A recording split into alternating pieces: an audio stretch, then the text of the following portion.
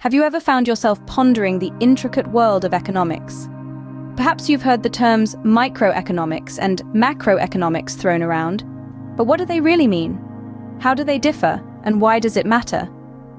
Today, we're going to unravel this economic enigma and explore the fascinating contrasts and comparisons between these two fundamental fields. To start, imagine a forest. Think of microeconomics as the study of individual trees, and macroeconomics as the study of the forest as a whole. Microeconomics focuses on the actions of individual agents within the economy, like households and firms. It's all about supply and demand, and how they determine prices and output in individual markets. Take, for instance, the market for smartphones.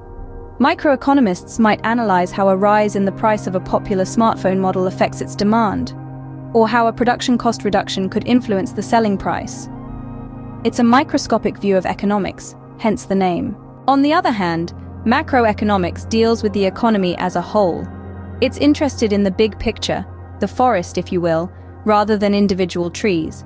Macroeconomists study aggregated indicators such as GDP, unemployment rates, and price indices to understand how the whole economy functions. They also develop models that explain the relationship between such factors as national income, output, consumption, unemployment, inflation, savings, investment, international trade, and international finance.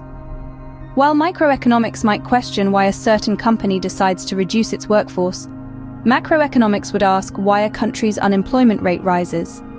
It's a macroscopic view of economics, hence the name. Perhaps one of the most interesting aspects of these two fields is how they can sometimes offer different perspectives on the same issues.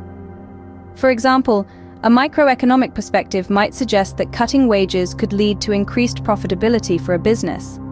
However, a macroeconomic perspective might argue that widespread wage cuts could lead to reduced consumer spending, which could negatively impact the economy as a whole. In summary, the key differences between micro and macroeconomics can be found in their scope and focus. Microeconomics is concerned with individual markets and the choices made by households and firms, while macroeconomics considers the economy as a whole and the decisions that affect it on a larger scale. Both fields are essential in understanding the complex world of economics. They offer different perspectives and insights, which, when combined, provide a comprehensive understanding of economic phenomena. So next time you hear the terms micro and macroeconomics, remember the forest and the trees.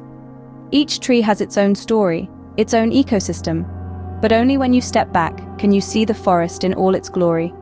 The same applies to economics. To understand it fully, one must appreciate both the small details and the big picture.